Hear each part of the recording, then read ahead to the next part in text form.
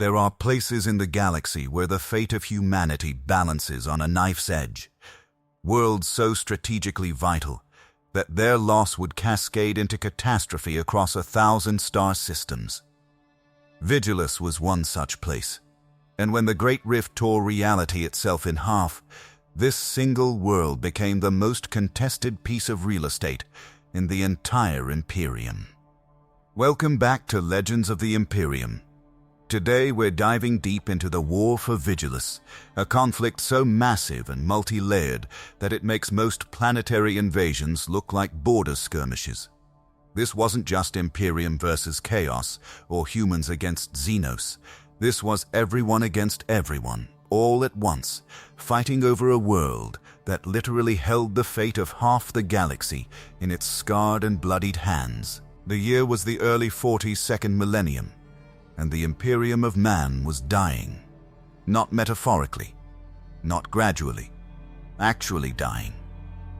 The Cicatrix Maledictum, that screaming wound in reality that mortals called the Great Rift, had split the galaxy from north to south.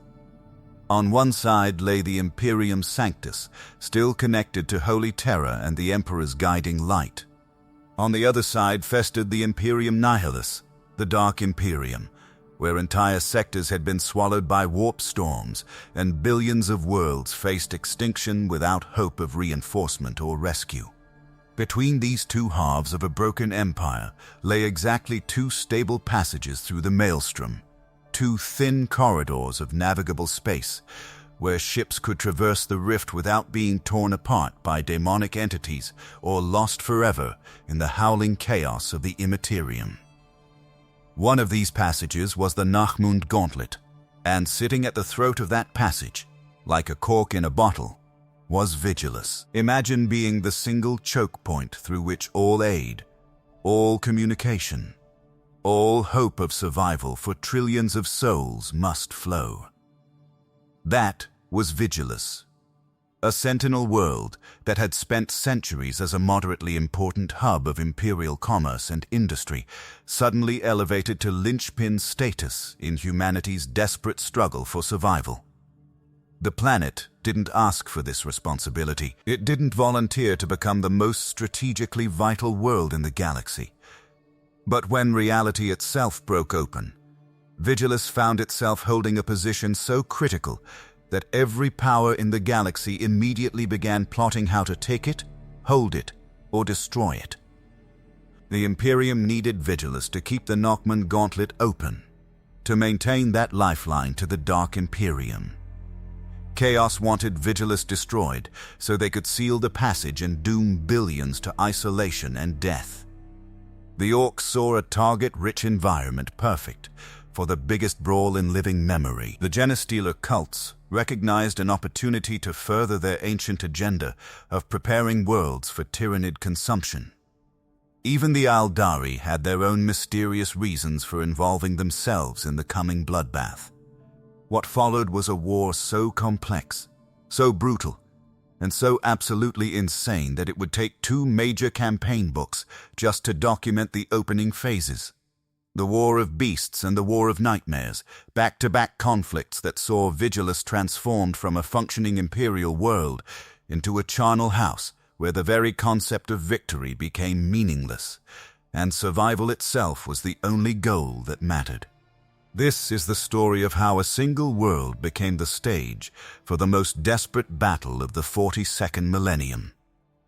This is the story of heroes who sacrificed everything, villains who nearly won, and ordinary people caught in the grinding gears of galactic warfare. This is the war for Vigilus. To understand why Vigilus became such a flashpoint, you need to understand what made this world special beyond its strategic location. This wasn't some barren rock or minor industrial outpost. Vigilus was a major hive world with a population measured in tens of billions, spread across 7 massive hive sprawls that dominated the planet's surface like artificial mountain ranges of rockcrete and steel. Each hive sprawl was essentially a city-nation unto itself, housing billions of citizens in towering spires that scraped the planet's atmosphere while their roots burrowed deep into Vigilus's crust. Mega Borealis, the largest and most industrialized, was controlled by the Adeptus Mechanicus and served as the planet's primary manufacturing center. Its forges never cooled, its assembly lines never stopped, and its Skitarii legions stood ready to defend the Omnissiah's domain with programmed precision. Otek Hivesprawl held perhaps the most critical resource on the planet: water. With a population of 22.8 billion souls, Otek's vast reservoir systems known as the Hollows supplied the entire planet through heavily guarded macro ducts that stretched across continents. These 5 enormous bodies of water, more like inland seas than mere reservoirs, bore names like Gragan, Misandrin, and Agamemnus. Control Otek's water, and you controlled life itself on Vigilus. Mortwald served as Vigilus's breadbasket, the only hivesprawl where actual vegetation grew in carefully maintained biodomes and enclosed forests. But Mortwald offered more than food. It was also the center of the planet's rejuvenat industry, where the wealthy came to have their aging bodies renewed through forbidden technologies that skirted the line between sanctioned medicine and tech heresy. The biosantic flesh plants in Mortwald's core reportedly performed procedures as extreme as grafting elderly heads onto fresh young bodies. 19.7 billion people called Mortwald home, many of them serving the bio-industrial complex that kept Vigilus's elite population artificially young. Hyperia Hivesprawl housed the planet's ruling elite, the Aquilarian Council that theoretically governed all of Vigilus. But theory and practice diverged sharply on this world. The Agamemnus dynasty, an ancient family of noble birth, constantly fought for power against the ecclesiarchy, whose Adepta Sororitas enforcers ensured that the Adeptus Ministorum's voice carried weight in planetary affairs. Meanwhile, the Adeptus Mechanicus pursued its own agenda in Megaborealis, caring little for the political games of biologicals. This 3-way power struggle kept Vigilus's government perpetually unstable, constantly negotiating compromises to avoid outright civil war. Dirkden Hivesprawl sprawled across the eastern reaches of Vigilus, a densely populated urban maze where poverty and desperation created perfect conditions for unrest. Unknown to imperial authorities, Dirkden had become the primary stronghold of the Pauper princes, a Genestealer cult that had been infiltrating Vigilus for over 2 centuries.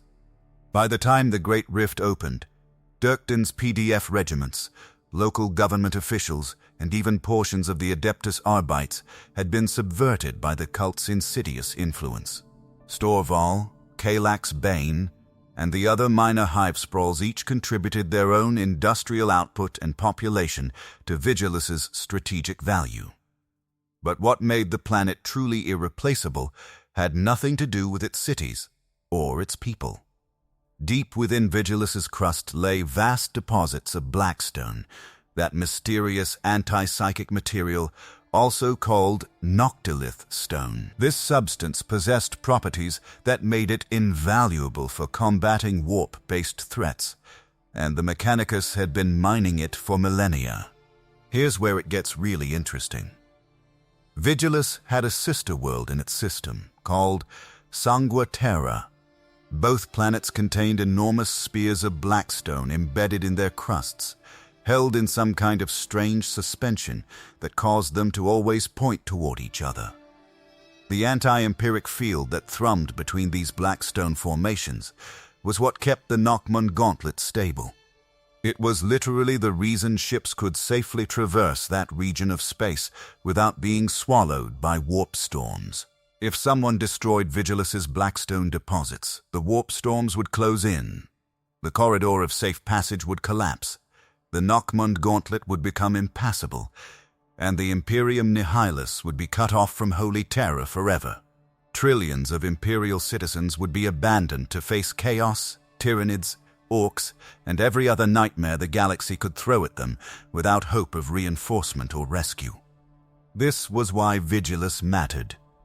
This was why its 7 hive sprawls, its billions of citizens, its political squabbles and industrial output all became footnotes in a much larger equation. The blackstone beneath Vigilus's surface was the linchpin holding together humanity's survival strategy in a galaxy torn in half. And in the aftermath of the Great Rift's opening, every power in the galaxy realized this fact at approximately the same time. The race for Vigilus was about to begin, and it would be run in blood. One final detail made Vigilus both defensible and vulnerable in equal measure. Each hive sprawl was protected by a Bastion-class psychic force field, ancient technology that created barriers capable of rendering attackers comatose simply by attempting to breach them. These shields had kept Vigilus safe through centuries of minor conflicts and Xenos raids. They were considered virtually impregnable, a fact that gave the Aquilarian Council tremendous confidence in their world's security. But psychic technology has a fatal flaw in an age when the warp itself has become unstable, and when the warp storms from the Great Rift began washing over Vigilus, those supposedly impregnable force fields started to malfunction. What had been perfect protection became intermittent at best. The shield generators would fail without warning, leaving gaps in the defenses that hadn't existed for millennia. This vulnerability would prove catastrophic, because even as Imperial tech priests scrambled to recalibrate the force field generators, the first enemy fleet was already on approach. And they were coming fast. The orcs hit Vigilus like a meteor storm made of scrap metal and pure violence. Speedboss. Krooldakka erupted from the Great Rift mere days after the Cicatrix Maledictum tore reality open. Dozens of crude orc vessels, held together by nothing more than welding and faith in their own war. Energy crashed into Vigilus's atmosphere with total disregard for concepts like landing or survival. The greenskins didn't need runways or designated LZs. They just pointed their ships at the planet and hit the gas until gravity took over. Drop pods hammered into the valley floors with impacts that registered on seismographs 300 kilometers away. Each pod disgorged 30 to 50 orcs armed with weapons that violated every principle of Imperial technical doctrine yet somehow worked anyway.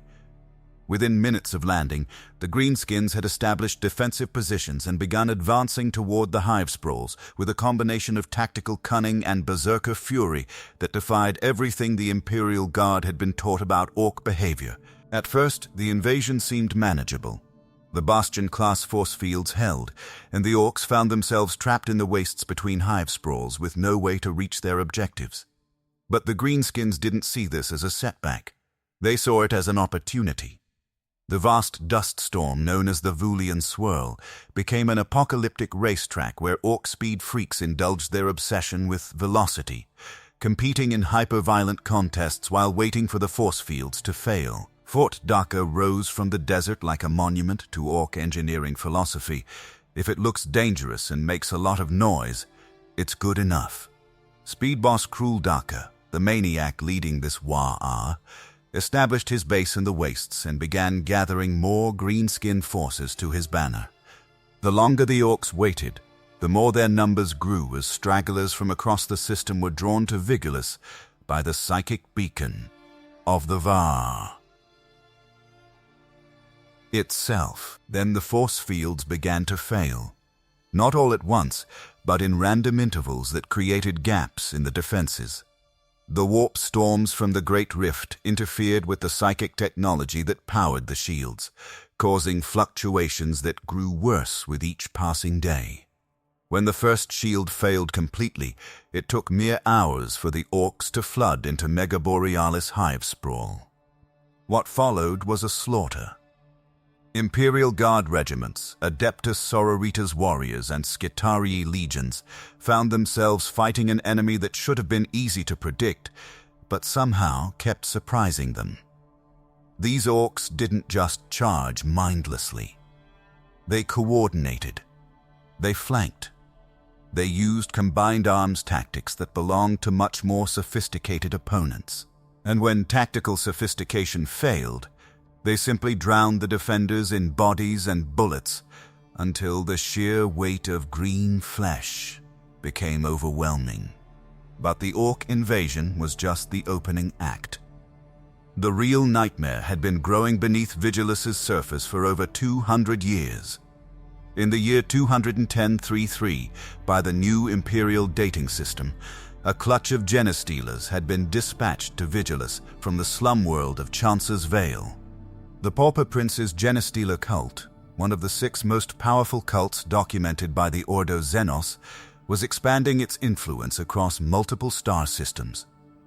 Vigilus represented a valuable target, and the cult sent its most capable infiltrators to establish a beachhead on the Sentinel world. Most of those Genestealers were intercepted and destroyed by Imperial security. But one made it through. Just one. A single pure-strain Genestealer that secreted itself in the seismic caverns beneath Megaborealis and began the slow work of spreading its genetic infection through Vigilus's population. Over the following centuries, that single organism became a patriarch. The bloated, psychically powerful creature, known to its worshippers as Grandsire Worm, grew in strength as its cult multiplied across Vigilus. The Pauper Princes infiltrated every level of society, from the lowest underhive scum to the highest echelons of the Aquilarian Council itself.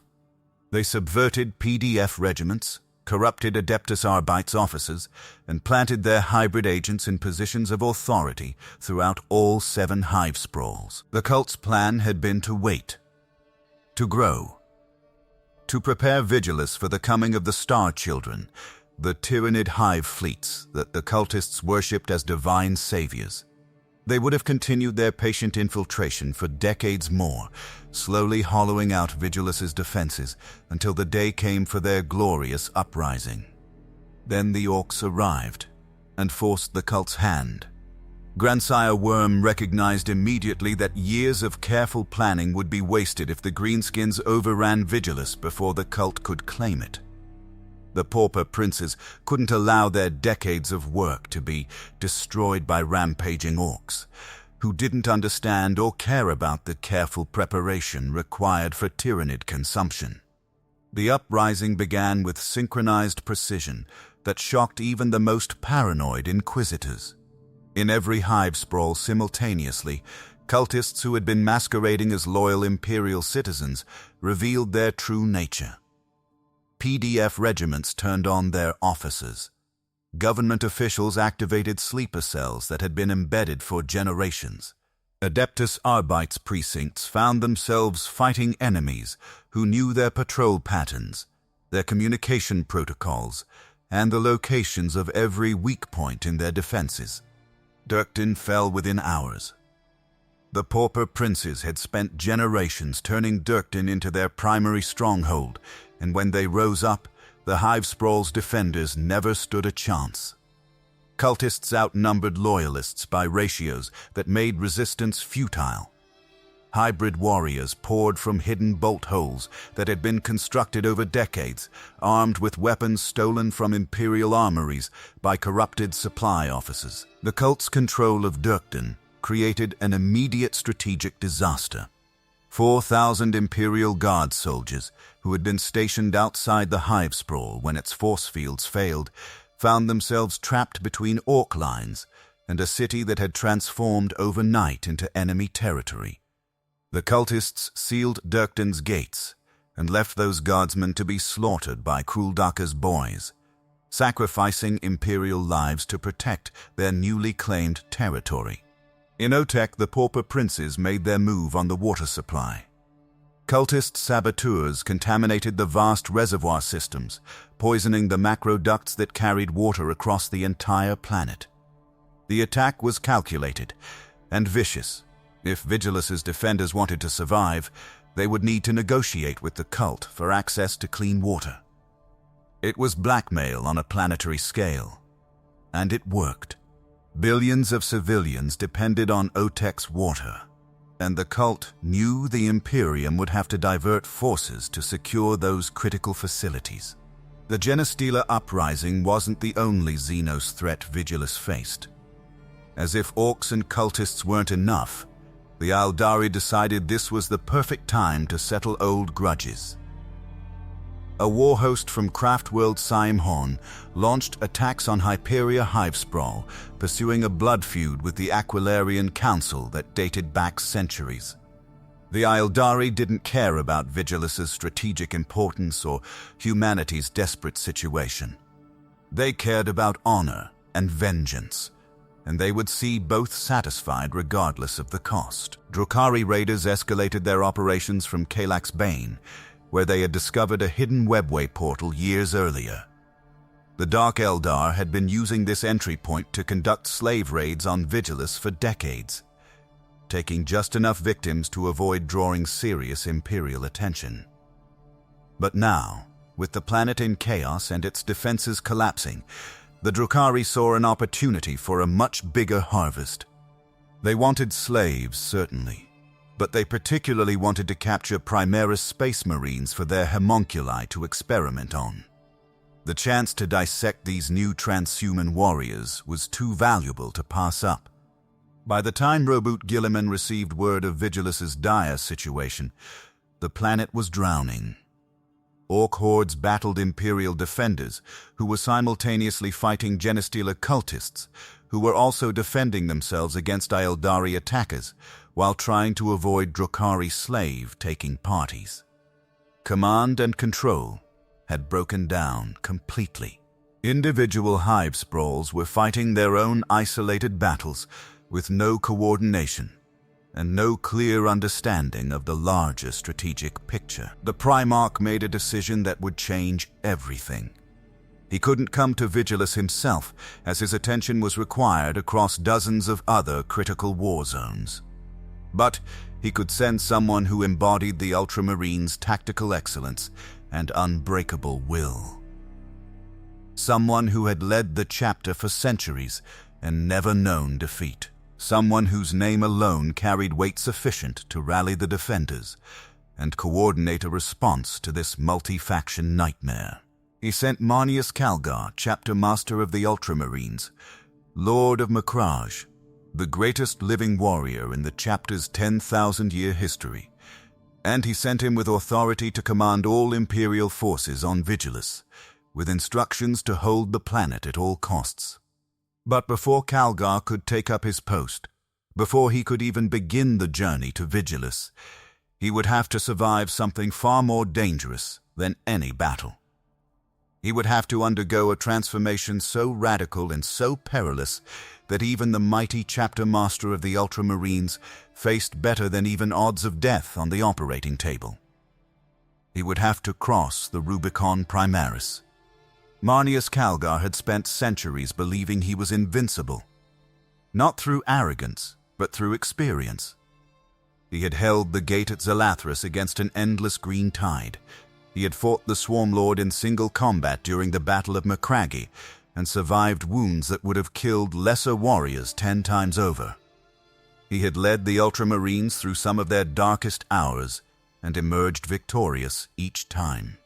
His deeds filled 28 volumes in the Fortress of Hera, a record matched by almost no one in the chapter's history. Then Robert Guilliman returned, along with an entirely new generation of Space Marines who made Calgar feel obsolete for the first time in his centuries of service.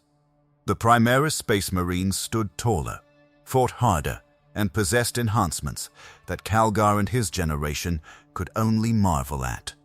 These new warriors had been created over 10,000 years by Archmagos Belisarius Call, commissioned by Guilliman himself in the days immediately following the Horus Heresy. They represented the future of the Adeptus Astartes.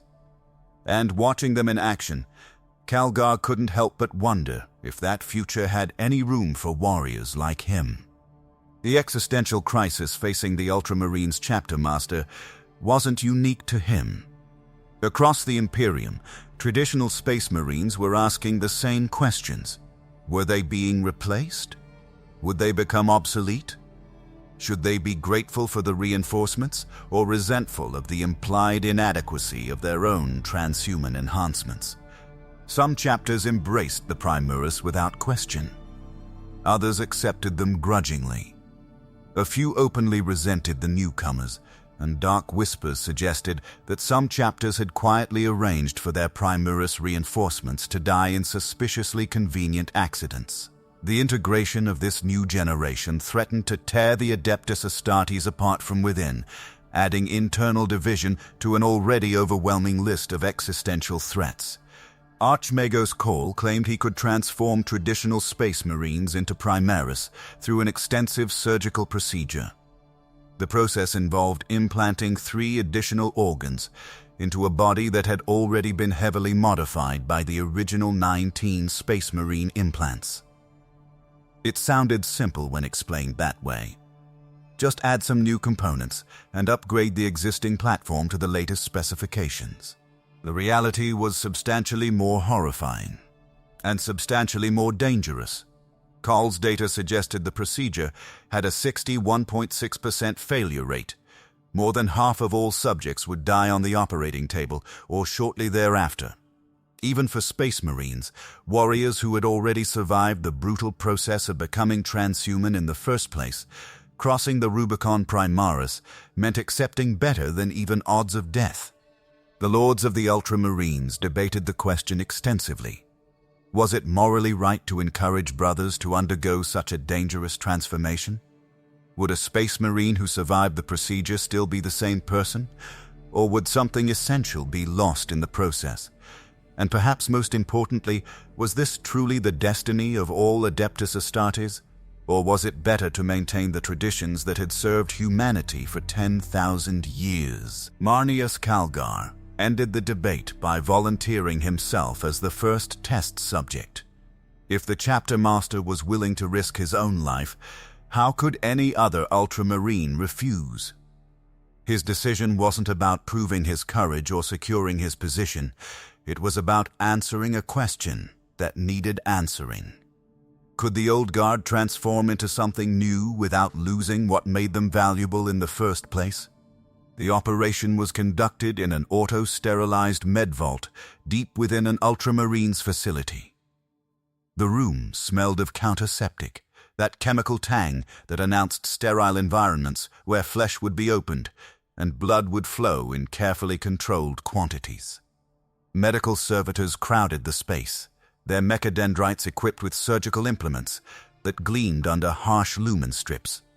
At the center of it all was a marble slab, artfully carved with runnels designed to collect the copious streams of blood that would result from the procedure. Belisarius Cole himself oversaw the operation. The ancient Archmagos moving with the confidence of someone who had performed this procedure in simulations thousands of times. But simulations were different from reality, and even Cole acknowledged the risks. The first cut would be the easiest. Everything after that would be agony. They opened Calgar from crown to heels, a single surgical line that exposed the entire length of his augmented physiology. They cracked his ribcage apart with tools designed for breaking Space Marine bones, which were substantially denser than baseline human bone structure. The sound of it echoed through the med vault like breaking ceramite. And through it all, Marneus Calgar remained conscious, refusing sedation, because he wanted to experience every moment of his transformation. The 3 new organs that defined a Primaris Marine had to be implanted with perfect precision. The Magnificat was buried deep within his brain, stimulating growth hormones and intensifying the function of his other organs. Surgeons worked in millimeters, while Calgar's enhanced healing tried to close wounds faster than they could create them, requiring chemical suppressants that pushed him closer to death with each dose. The Belisarian furnace went into his chest cavity, nestled among his 2 hearts like a third vital organ. This enhancement would release a burst of hypersteroids and corticostimulants when Calgar suffered mortal wounds, allowing him to continue fighting even after damage that should have killed him. The servitors had to suppress his heart function to dangerous levels to install it, bringing the chapter master to the very threshold of death, while Cole calibrated the new organ's integration with existing systems.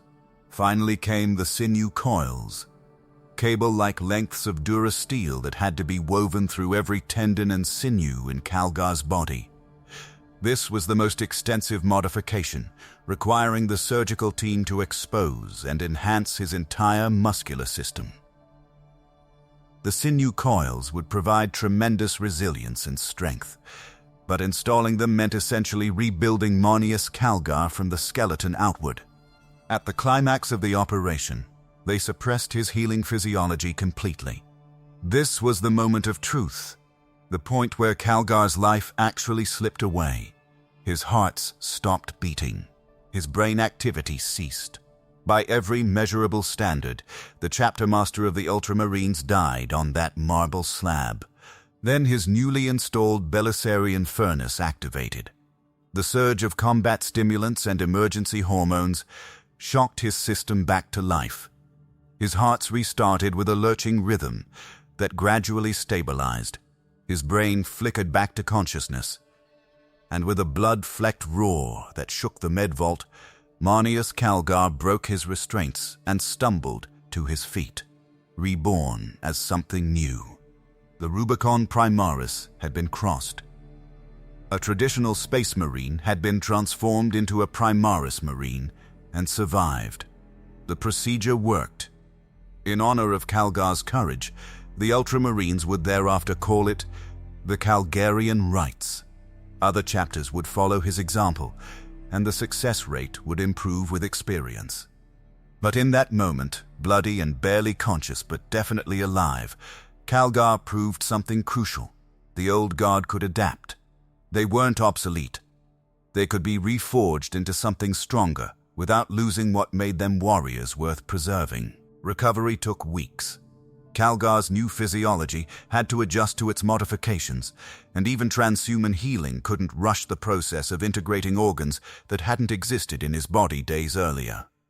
The Ultramarines' artificers crafted him a new suit of armor to match his enhanced size and strength, the armor of Heracles, an adapted Mark X Gravis pattern that provided unprecedented protection while maintaining the mobility Calgar required for his command style. His beloved gauntlets of Ultramar, twin power fists fitted with master-crafted bolters, were modified to fit his larger frame. When Marneus Calgar finally strode forth in his new form, he stood taller than any traditional space marine, his enhanced physiology pushing him into a size category that approached the legendary Primarchs. He was stronger, faster, more resilient than he had ever been, and most importantly, he was still himself. The procedure had changed his body, but not his mind.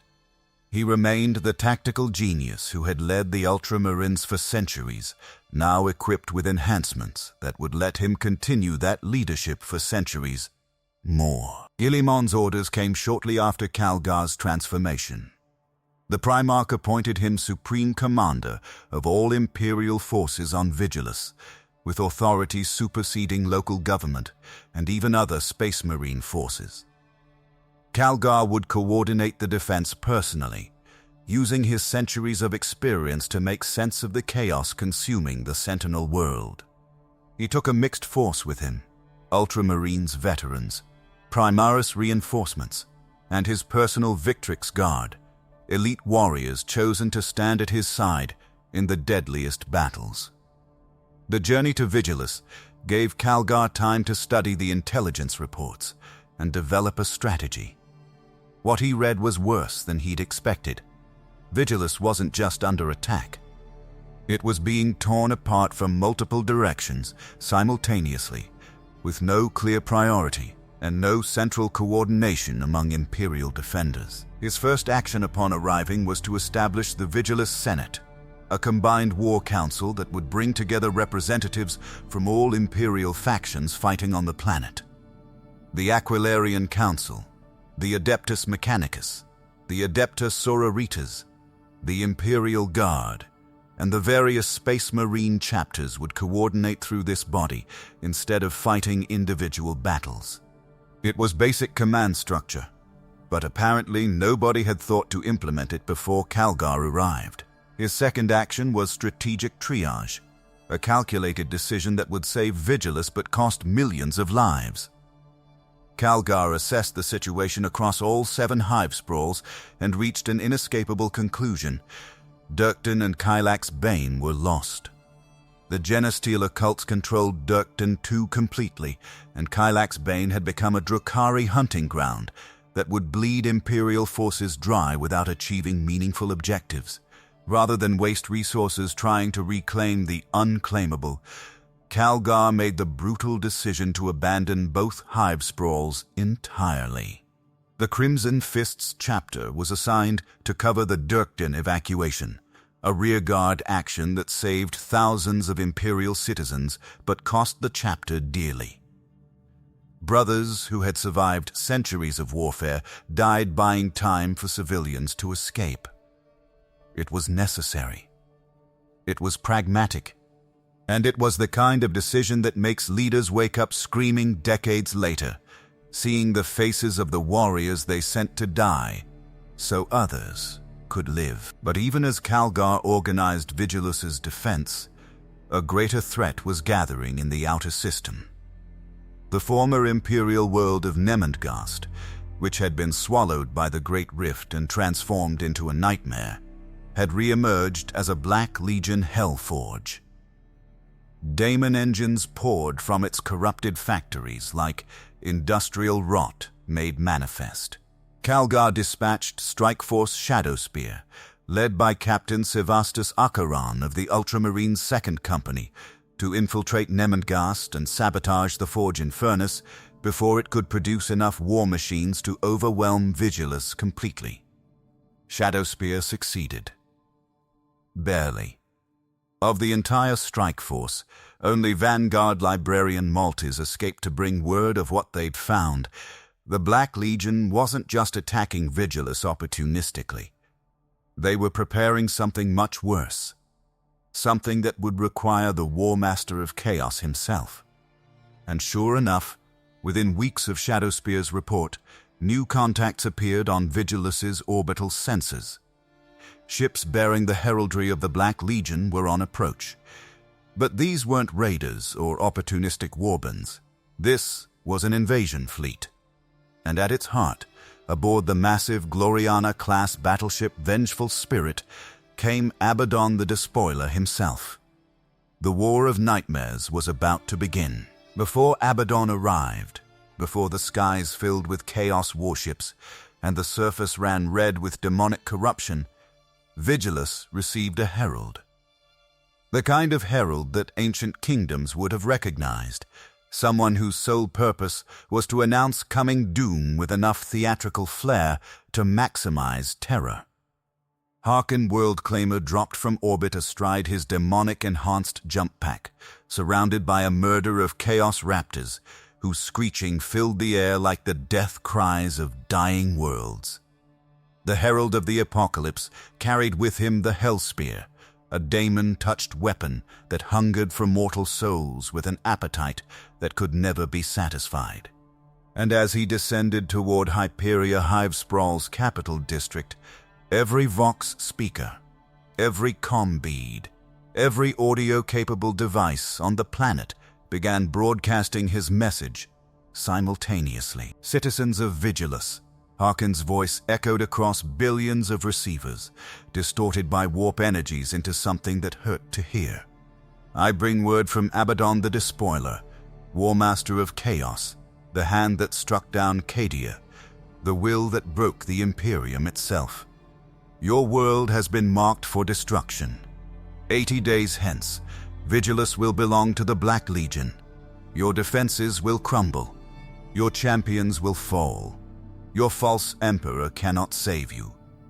I speak now, and in 80 days, you will know my words as truth. Then, Haarken drove his Hellspear into the ground at the foot of Hyperia's largest statue of the Emperor. a symbolic desecration that was broadcast across every channel on Vigilus. The message was clear. No place was safe. No symbol was sacred. The countdown to Vigilus's destruction had begun. Haarken Worldclaimer wasn't just muscle-wrapped in chaos-corrupted power armor. He was a scholar of terror, a student of fear who had spent centuries studying how to break the human spirit through psychological warfare. He had read the Grimoire Nostromo, those forbidden texts penned by Konrad Kurze that detailed the Night Lords' philosophy of murder as art. He had studied the clotted scrolls of Angron, blood-soaked parchments that taught lessons in rage and violence. He had even consulted the Book of Magnus, driving himself partially insane in the process, but gaining insights into warp manipulation that few non-psychers could access. Armed with this knowledge, Haarken launched a campaign of terror that went beyond simple military objectives. He targeted command centers, yes, but he also struck at hospitals, at schools, at any location where his attacks would create maximum psychological damage. He broadcast recordings of civilian massacres on public channels, forcing defenders to listen to the screams of people they couldn't save. He left survivors specifically so they could spread stories of his brutality, seeding fear throughout the population like a plague, more insidious than any biological weapon. In Storval Hivesprawl, Haarken discovered pyroclastic cults dedicated to Tsainch, groups of mortals who worshipped the Changer of Ways and had been conducting secret rituals for decades. The Herald of the Apocalypse recognized opportunity when he saw it. He united these disparate cults under his banner, giving them coordination and purpose they'd never possessed. Then he led them to Phaistos Mound, a geographic feature that aligned with warp geometries in ways that made reality thin in its vicinity. The ritual they conducted there tore open a permanent warp portal, a bleeding wound in space-time that vomited forth daemons of Tsainch in their thousands. Horrors of pink and blue, flamers that burned with warp fire, and screamers that cut through armor like it was paper. The daemons poured into Storval, transforming the Hivesprawl into a nightmare realm where the laws of physics became suggestions and reality itself became negotiable. But Haarken was just the opening act. The real performance required a headliner, and he arrived with the kind of entrance that only someone who had spent 10,000 years perfecting their dramatic flair could manage. The vengeful spirit emerged from the warp at the edge of Vigilus's system, and even from millions of kilometers away, its presence was felt. This wasn't just a ship. It was a monument to the Horus heresy, the flagship that had carried Warmaster Horus himself during his rebellion against the Emperor. It had witnessed the Siege of Terror. It had survived 10,000 years of warfare in the Eye of Terror, and now it carried Abaddon the Despoiler, the inheritor of Horus's title and the commander of the largest chaos invasion force assembled since the fall of Cadia. Abaddon wasn't interested in simply conquering Vigilus. He wanted to destroy it in a way that would permanently seal the Nachmund Gauntlet and doom the Imperium Nihilus to isolation. His target wasn't the Hivesprawls or the military installations. He wanted the blackstone deposits that kept the passage stable. Destroy those, and the warp storms would close in, swallowing the corridor and cutting off trillions of Imperial citizens from any hope of rescue. The Warmaster brought with him an alliance that should have been impossible. The Fallen Angels, those dark angels who had turned traitor during the Horus heresy and had been hiding in the Eye of Terror ever since. Specifically, he brought fallen librarian Osandus, a powerful psyker who commanded forces in the Vulian Swirl and had signed a blood-marked pact with Abaddon during the Pandarax campaign. That pact was now being called in. Osandus controlled a weapon called the Void Claw, an ancient gravity manipulator of such power that it could alter planetary orbits. Abaddon's plan was elegantly simple: use the Void Claw to disrupt the gravitational relationship between Vigilus and its moon Neo Velum, triggering geological catastrophes that would tear the planet apart and scatter its blackstone deposits beyond recovery. Even if the Imperium somehow reclaimed Vigilus afterward, the damage would be permanent. The Nachmund Gauntlet would close, and Abaddon's strategic objective would be achieved regardless of tactical outcomes. The Chaos Invasion brought forces from across the Eye of Terror. Black Legion formed the core, but Wordbearers, Death Guard, Iron Warriors, Night Lords, World Eaters, the Flawless Host, and the Scourged all sent contingents. Each warband pursued its own agenda within the larger framework of Abaddon's strategy. The Word-Bearers erected Noctilith crowns across Vigilus's surface, devices that thinned the barrier between real space and the warp, making daemon manifestation easier and destabilizing the planet's already compromised force fields. The Death Guard brought plague and pestilence, spreading the blessings of Nurgle through Vigilus's water supplies and ventilation systems. The Iron Warriors demonstrated why they were the Imperium's most feared siege specialists, reducing fortifications that had stood for millennia to rubble within days. The Night Lords continued Haarken's terror campaign, proving that even among Chaos Space Marines, there were specialists in nightmare. The convergence of so many threats forced Calgar into an impossible position. Fighting Orcs and Genestealers had been manageable, if barely. Adding Eldari and Drakari to the mix made coordination exponentially more difficult. But now he faced multiple Chaos Space Marine legions, Daemon Hordes, and the War Master of Chaos himself, all while trying to maintain some semblance of order among Imperial forces that was stretched beyond breaking. The battle for Mega Borealis's Thundersump demonstrated just how insane the situation had become. Abaddon targeted Silo 15, one of Vigilus's primary blackstone storage facilities, protected by macro-grade refractor fields that should have made it invulnerable to orbital bombardment. So the War Master found another approach. He deployed the Cerberite, a corrupted Brazen Beast's battle barge that had been transformed into something that barely qualified as a ship anymore. Warp corruption had turned it into a pseudo-living entity, covered in tentacles and mutation. It carried 3 Lord of Skulls, massive daemon engines dedicated to Khorne, and a host of other corrupted war machines. The Cerberite crashed into Mega Borealis deliberately, a kinetic strike that delivered its cargo directly into the heart of the defended zone. The Lord of Skulls emerged from the wreckage and began systematically destroying everything in their path, their skull-faced cockpits screaming Khorne's battle cant, while their weapons reduced Mechanicus installations to molten slag. But Abaddon's stroke of genius was stirring up Krooldakka's orcs at the same time.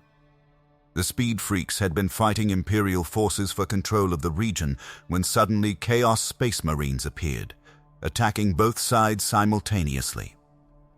The result was a 3-way battle where Orcs, Imperials, and Chaos forces all fought each other in a confused melee that spanned dozens of square kilometers.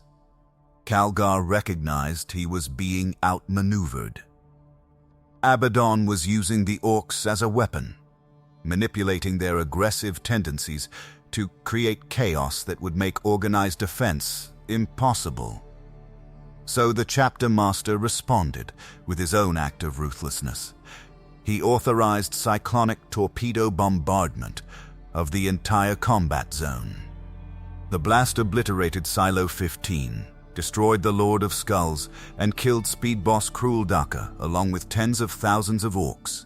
It also wiped out Imperial forces in the area, but that was acceptable losses compared to letting Abaddon achieve his objective. Except the bombardment achieved exactly what Abaddon wanted. Silo 15 was destroyed, and with it went a significant portion of Vigilus's refined Blackstone reserves. The War Master's strategy wasn't about winning battles, it was about denying resources and creating conditions where even Imperial victories served Chaos objectives. Across Vigilus, hive sprawls fell or teetered on the edge of collapse. Mortwald succumbed to a combined assault by the Flawless Host and Black Legion forces, its biodomes burning and its rejuvenate facilities destroyed. The Word-Bearers succeeded in erecting a massive network of Noctilith crowns in Hyperia, summoning daemon hordes that poured through reality's wounds like infection through damaged tissue. Dirkden remained firmly in Genestealer hands, with the Pauper princes actually defending their territory against chaos incursions, because they had no interest in sharing Vigilus with anyone. Marneus Calgar watched his defensive lines crumble and recognized a harsh truth: conventional warfare wouldn't save Vigilus. Abaddon had too many forces, too many advantages, and the strategic high ground. The War Master of Chaos was winning through patient attrition, grinding down Imperial defenses while systematically destroying the blackstone deposits that made the planet valuable. Calgar needed to change the equation. He needed to do something so unexpected, so contrary to standard Imperial doctrine, that even Abaddon wouldn't see it coming. And in his desperation, the chapter master of the Ultramarines formulated a plan so audacious that it would either save Vigilus or doom it completely. He would challenge Abaddon to personal combat, and while the two greatest commanders in the galaxy tried to kill each other, someone else would win the war through treachery. The alliance that saved Vigilus began with the most unlikely conversation in Imperial history. Marneus Calgar, chapter master of the Ultramarines and perhaps the Imperium's most loyal servant, sat across a negotiating table from Farsia Keltok of Craftworld Saim-Hann, discussing terms for a military pact between humans and Aeldari. This shouldn't have been possible. The Saim-Hann had been attacking Hyperia Hivesprawl for weeks, pursuing their blood feud with the Aquilarian Council with single-minded determination.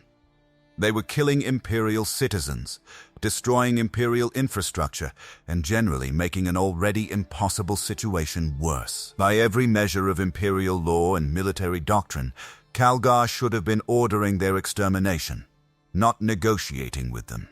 But conventional thinking hadn't saved Vigilus yet, and Calgar was willing to consider alternatives that would have gotten him executed by the Inquisition under different circumstances.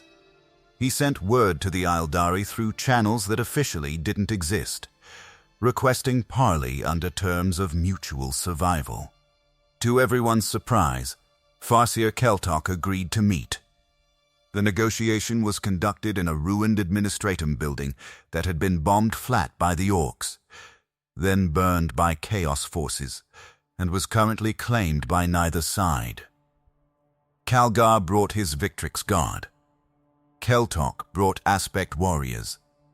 Both sides kept weapons ready but not aimed, a careful balance of threatening capability and diplomatic restraint. "Your species has a saying," Keltok began, his voice carrying the alien cadence of a being who had lived centuries. "The enemy of my enemy is my friend. We find your philosophy crude, but occasionally useful." Calgar's response was pragmatic. "We both want chaos destroyed. We both want Vigilus intact enough to serve our purposes.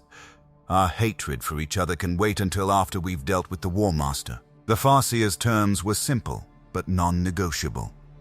Saim-Hann would cease hostilities against Imperial forces and provide military support against chaos.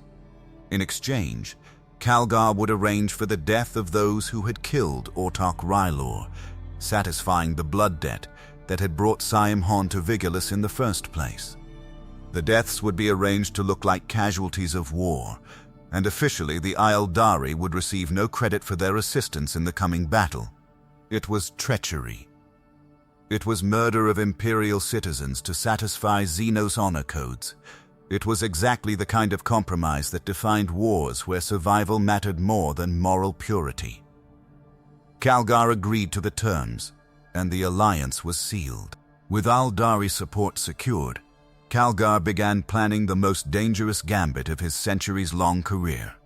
He would challenge Abaddon directly, pulling the War Master away from strategic command and into a personal duel.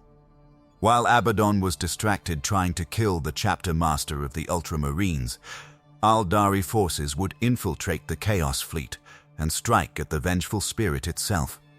The trap was set at Saints Haven, Hyperia's most sacred location and a symbolic target that Abaddon couldn't ignore. Calgar positioned himself in the palace courtyard with his Victrix Guard, broadcasting on all channels that he awaited the War Master's arrival. The message was calculated to provoke. "Come face me, Ezekiel Abaddon. Let us settle this war the way your Primarch would have wanted. Blade against blade. Warrior against warrior. Or are you afraid to face someone who might actually hurt you?" The insult was designed to hit Abaddon where he was most vulnerable. His pride as Horus's successor and his need to prove he was worthy of the War Master title. And it worked. The Despoiler couldn't ignore such a direct challenge without appearing weak to his own forces. He teleported down to Saints Haven with his Bringers of Despair, the elite Terminators who formed his personal guard. What followed was the kind of duel that Space Marines tell stories about for generations. Marneus Calgar, freshly reborn as a Primaris Marine and wielding the gauntlets of Ultramar, faced Abaddon the Despoiler, equipped with the Talon of Horus and the Daemon Sword Drachnian. These weren't just warriors. They were legends. Commanders who had shaped the fate of the galaxy through centuries of warfare, now brought together for a confrontation that would determine Vigilus's survival. Calgar struck first, his gauntlets of Ultramar firing master-crafted bolt rounds, while simultaneously serving as devastating close combat weapons. The rounds sparked off Abaddon's Terminator armor, each impact carrying enough force to stagger a lesser opponent. But Abaddon wasn't lesser. He was the War Master of Chaos, blessed by all four dark gods.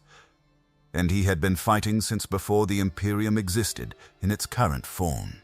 Drachnian came around in a killing arc, the Daemon Sword screaming with hunger for Calgar's soul. The Chapter Master blocked with one power fist, and the impact sent shockwaves through the courtyard that cracked the ancient stonework.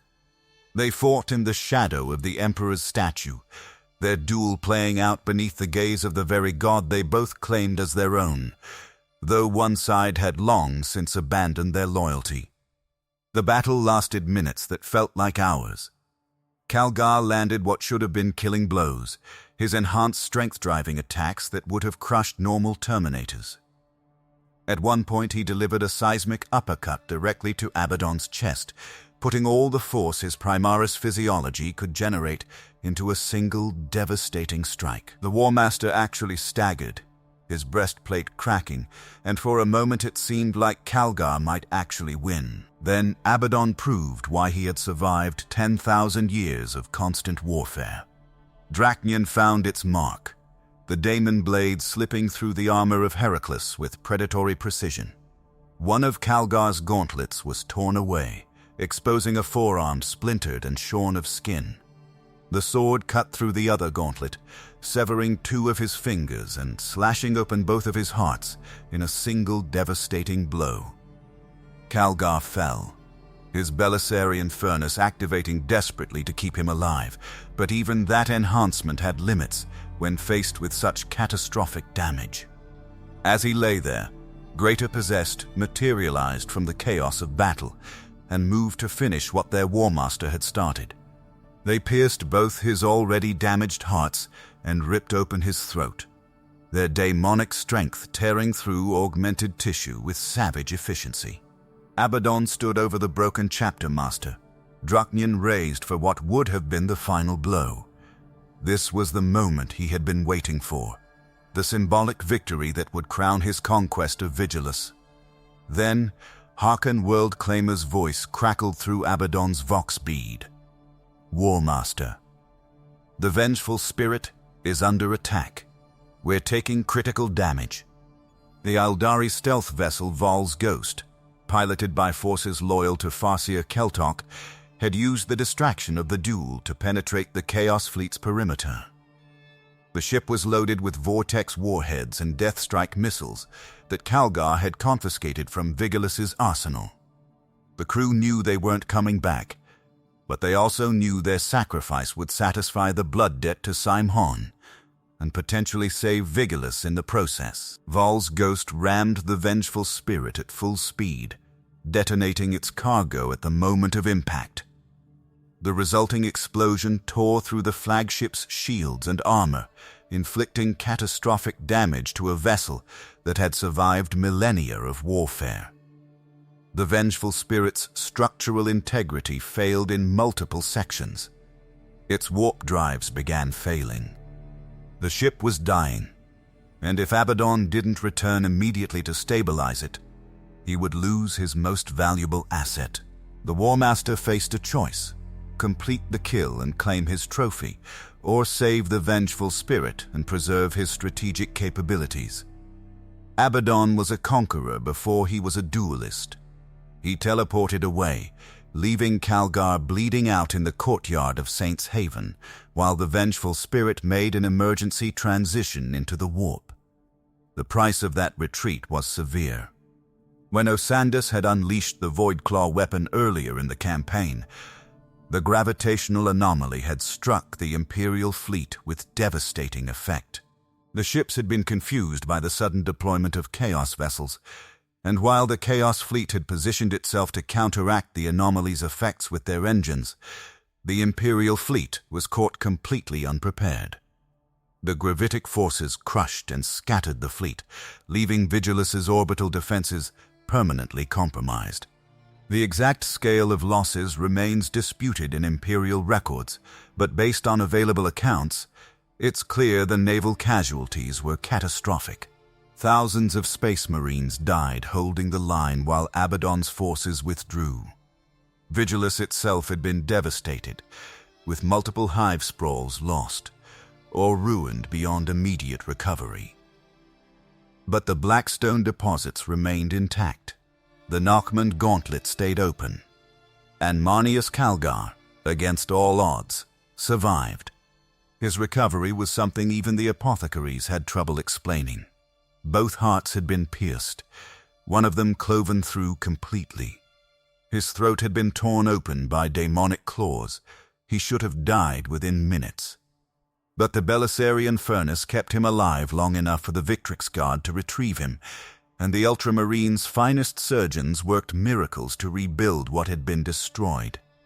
Calgar emerged from extensive surgery with a mechanical voice, the result of his ravaged throat being sutured, reinforced and regrown through intense regeneration chem baths. Cyborgization surgery replaced his destroyed primary heart. Lengthy rejuvenate treatments addressed the massive trauma his body had endured. The chapter master would never be quite the same, but he lived, and he remained in command. The Adeptus Ministorum declared him a saint, adding Marneus Calgar to the official rolls of heroes whose sacrifices had saved the Imperium. The declaration was propaganda, certainly, designed to boost morale across Vigilus and beyond. But it was also recognition of what Calgar had accomplished. He had fought the War Master of Chaos to a standstill and survived. That alone made him legendary. Abaddon withdrew from Vigilus, but he hadn't lost. The planet remained contested, with Chaos forces still controlling significant territory. The War Master had proven he could strike at the Imperium's most vital targets and inflict terrible damage even in defeat. And most importantly, he had demonstrated that the Imperium's defenses were weaker than anyone wanted to admit. If Vigilus could be brought to the brink of collapse, what other worlds might fall with equal ease? When the fighting finally died down to levels that could be called manageable rather than apocalyptic, the accountants arrived to tally the cost. What they found was a world transformed from strategic asset into open wound. Mortwald Hive Sprawl, once the breadbasket of Vigilus and home to 19.7 billion souls, had fallen to a combined force of the Flawless Host, Black Legion, Khorne Daemons, and Iron Warriors. The biodomes that had sustained life on an otherwise hostile world were shattered, their carefully maintained ecosystems destroyed in the fighting. The rejuvenate facilities that had serviced the wealthy elite were now being used by chaos sorcerers for experiments that made the original procedures look merciful by comparison. Mortwald was lost, and every attempt to reclaim it only added to the casualty lists, without achieving meaningful progress. Otek Hivesprawl, controller of Vigilus's water supply and home to 22.8 billion people, belonged to the Pauper princes. The Genestealer cult had transformed the Hivesprawl into their primary fortress, with Grandsire Worm establishing his lair in the depths beneath the reservoir systems. The last Adepta Sororita's forces had retreated after months of bitter fighting, forced to abandon millions of civilians to cult control. Without Otek's water, the remaining Imperial-held territories faced constant shortages, making every victory Pyrrhic when thousands died of thirst in the Hivesprawl's lower levels. Dirkton remained firmly in Genestealer hands, as it had been since the War of Beasts began. The Pauper princes had spent generations preparing Dirkton for this moment, and they weren't giving it up without extracting a price in blood that the Imperium couldn't afford to pay. Imperial commanders looked at the casualty projections for retaking Dirkton and quietly filed them away, knowing that such an operation would require resources that simply didn't exist. Kalak's Bane was a smoking ruin, fought over by Drakari raiders, Orcspeed freaks, and whatever Imperial forces were desperate or stupid enough to venture into the wasteland. The Hivesprawl had no strategic value anymore, having been reduced to rubble in the fighting. But the Drakari maintained their webway portal there, using it as a base for continued raids across Vigilus and beyond. Closing that portal would require an assault that nobody had the forces to mount. Approximately 2/3 of the Orc scrap cities survived, spread across Vigilus's wastes like industrial cancer. Without Krooldakka's leadership, the Orcs had fractured back into competing clans, but that didn't make them less dangerous. If anything, the constant clan warfare was making the survivors stronger, culling the weak and producing increasingly dangerous speed freaks who would eventually coalesce under a new war boss and launch another Wa'ar. Imperial forces held Megaborealis, Hyperia, and Storval, though held was generous given how much of those Hivesprawls had been destroyed or corrupted. The Adeptus Mechanicus maintained control over the blackstone mining operations, which was the only objective that truly mattered from a strategic perspective. As long as the blackstone remained in Imperial hands, and Sanguiterra likewise stayed secure, the Nachmund Gauntlet would remain open. Everything else was negotiable. The official Imperial propaganda painted the war for Vigilus as a great victory. Abaddon had been driven off. The Sentinel world remained in Imperial hands. The Nachmund Gauntlet stayed open, preserving the connection to the Imperium Nihilus. Marneus Calgar had been declared a saint, and his heroic sacrifice was being immortalized in sermons across 1,000 worlds. The Emperor protects, the Adeptus Ministorum proclaimed, and Vigilus was proof of his divine intervention. The reality visible to anyone actually on Vigilus told a different story. Multiple Hivesprawls lost, billions dead or enslaved, infrastructure destroyed, food production crippled, water supplies compromised, Chaos, Orc, and Genestealer forces still controlling significant territory.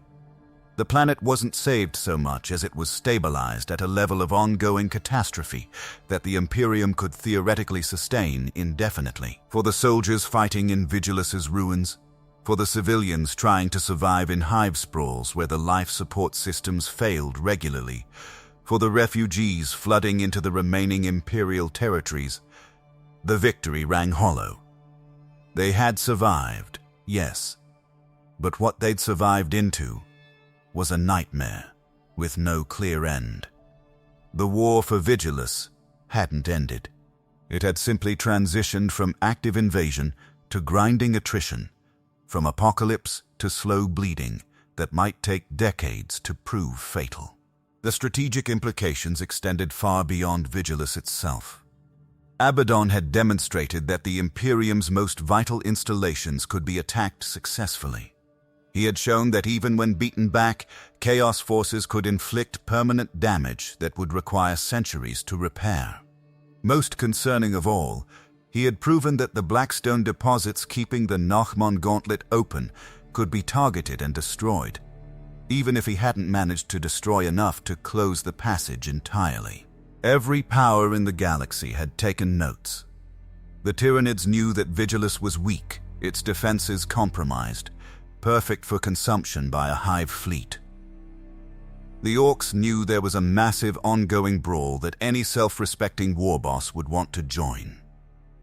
The Drukhari had established a permanent presence and weren't leaving until they'd harvested every last valuable slave. And Chaos had learned that attacking Vigilus was possible and profitable, even in defeat. The Nachmund Gauntlet remained humanity's lifeline to the Imperium Nihilus.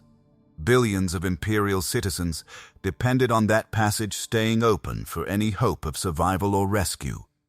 And now, everyone knew that the Sentinel world guarding that passage was vulnerable, damaged, and might fall if the right combination of enemies struck at the right moment. Vigilus would never truly be safe again. The planet had become a permanent war zone, a meat grinder, where factions fought endless battles over territory that changed hands weekly. Reinforcements arrived constantly to replace the dead, only to become casualties themselves in the ongoing slaughter. It was the 41st millennium distilled to its purest essence, eternal war with no hope of final victory. Only the grim determination to survive one more day and hold one more position against enemies who would never stop coming. And somewhere in the void, aboard a damaged Gloriana-class battleship being repaired by demonic artificers, Abaddon the Despoiler studied tactical displays and planned his return. He had been stopped this time, yes, but he was patient. 10,000 years of warfare had taught him that defeats were temporary, and that the Imperium's weaknesses only multiplied with time. He would come back to Vigilus, and next time he would bring more forces, better strategies, and the absolute determination to finish what he'd started. The War Master of Chaos never forgot a defeat, and he always collected his debts. The war for Vigilus stands as one of the defining conflicts of the era Indomitus, a battle that showcased everything terrible about warfare in the 41st millennium. Multiple factions, each pursuing their own agenda. Strategic objectives that required sacrificing millions of lives. Heroes who became saints through acts that should have killed them. Villains who came within inches of victory despite ultimately being driven back. And at the end of it all, a world left so damaged that victory was just another word for ongoing catastrophe. This is what makes Warhammer 40k so compelling. It's not about the good guys winning and the bad guys losing. It's about everyone losing in different ways, about victories that feel like defeats, and defeats that somehow prevent total annihilation. Vigilus didn't fall, but it didn't survive intact either. The Imperium held the planet, but at a cost that would take generations to fully pay. Abaddon was beaten back, but he proved that even the Imperium's most vital worlds could be threatened successfully, and the war continues. As I'm recording this, Vigilus remains a contested war zone. The Pauper princes still control multiple hive sprawls. Chaos forces maintain their positions. The Orcs are regrouping under new leadership. The Drukhari raids continue. And the Imperium keeps feeding reinforcements into the meat grinder, desperately holding the line because losing Vigilus means losing everything beyond the Nachmund Gauntlet. If you enjoyed this deep dive into one of the 41st millennium's most complex conflicts, please hit that like button and subscribe to the channel. It helps us continue producing these comprehensive lore videos and signals to YouTube that people want detailed Warhammer content. Consider supporting us on Patreon if you want even more in-depth coverage of the factions, battles, and heroes that define this universe. Next time, we'll be covering another crucial campaign from the Era Indomitus. Until then, remember, in the grim darkness of the far future, there is only war. And on Vigilus, that war never ends. The Emperor protects.